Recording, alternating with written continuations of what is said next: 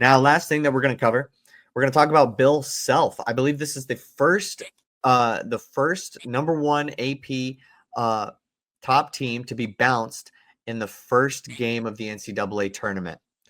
Bill Self, obviously big Kansas legend, coach, national champion. Is he on the hot seat right now? I don't think it's a legitimate hot seat, but I think that Kansas fans are probably going to get a little bit rowdy. I don't think they're going to run him out of town, but I think he has to be on the hot seat a little bit. If you look at the fact that he won the 2021-2022 national championship, it wasn't that long ago. But now when you're not making it out of the round of – I have a stat here where it's the – let's see, since 2017 2018, the Kansas Jayhawks haven't made it out of the first weekend of the tournament, except for the year that they won the national championship. So in 5 out of the last 6 years, they haven't made it out of the first weekend of the tournament, which is really interesting for a Kansas team that, I mean, Kansas is one of the blue bloods of the sport. Like, everyone knows Kansas. Everyone, not everyone loves Kansas, but everyone knows Kansas and everyone respects Kansas.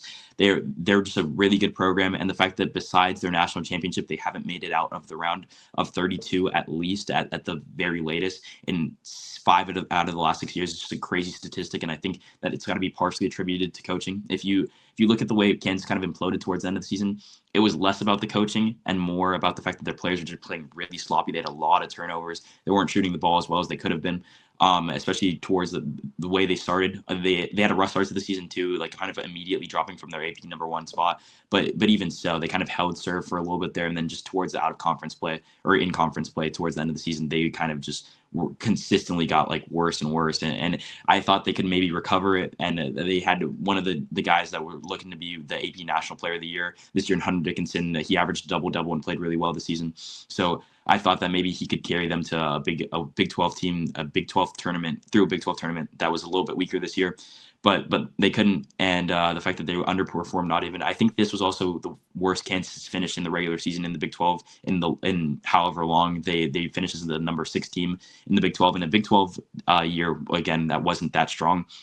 So just for a variety of reasons, I think that he's on the hot seat. I don't know that that anything will come of it, and they'll probably just make the tournament again next year and hopefully make it past the round of 32, at least for as it comes to Bill Self. But I think that his seat is definitely warmer than it was maybe 48 hours ago, because Kansas just doesn't lose in the first round. I think I had a stat that Kansas in the 27 years that he's been there has only lost in the first round one other time besides this, and it was 20 years ago, before Kansas was like completely what they are today.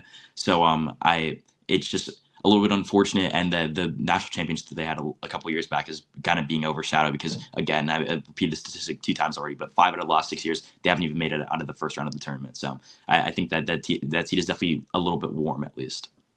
Yeah, I mean, obviously the name of the game is to get to the Sweet 16, especially if you're one of these big-time blue blood programs.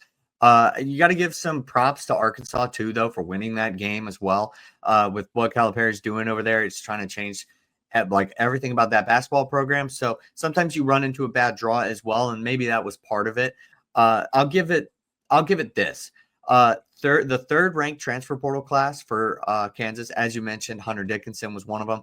That is probably bringing in higher expectations, and Kansas has the highest expectations. So with all the stats that you've mentioned, it feels like the championship run is a lot further in the distance than maybe it should be.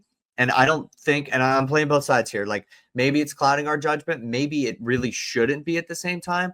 But when you are at Kansas, you got to be able to get out of the first round on a more consistent basis and prove that you are a national champion contender, hopefully every other year at the very least, right? Because there are some great coaches who have also fizzled out and went elsewhere that maybe haven't had as much success. So I know Kansas is probably going to be looking, maybe those boosters are going to be like, hey, look, 2 more years, and then maybe we're going to talk. He mentioned this after the game, which I didn't really like. After the Arkansas game, he said the previous 2 years we were so beat up as a team at the end. This year we didn't have have that excuse. This year our roster was good enough to be competitive, but it probably wasn't the roster it needed to be talked about in a way that the best teams in America are talked about. I am so down for the first part of that quote, where it's just being honest. It's like, hey, look, last couple of years we have been banged up. I'm going to recognize that.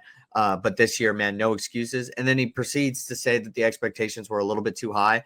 I'm not trying to pick apart his words, especially immediately after a loss, but that just felt like it could have went.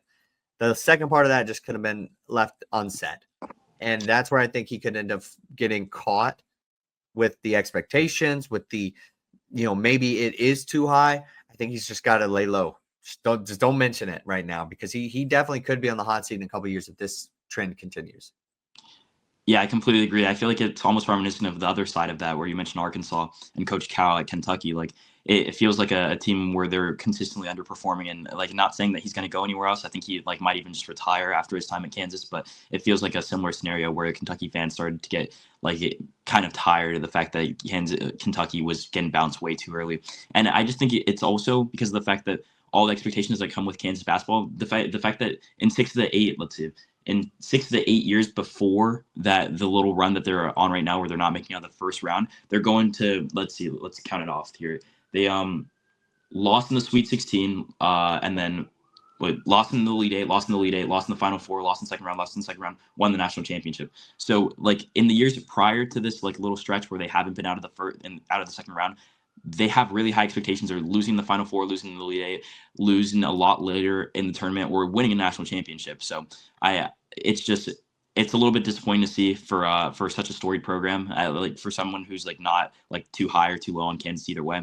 It's just a little bit unfortunate, and the questions definitely need to be starting to get asked if they can't make it out of the second round in 5 out of the last 6 years.